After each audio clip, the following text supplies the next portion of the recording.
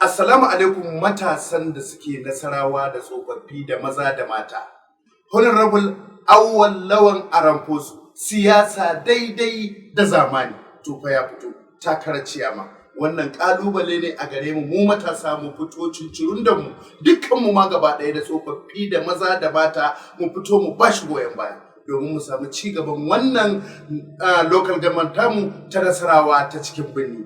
Honorable Awwal Lawan Aramfosu dubu jiran mutum guda, matashi daidai da zamani, matashi mai matasa. Na ce mun zo talle ne ba tallan turmi ba, tallan zuma farar saƙa. Honorable Awwal Lawan Aramfosu ya fito a ƙarƙashin tutar jam'iyyar APC Adalci a matsayin ciyaman na local government na Nasarawa local government.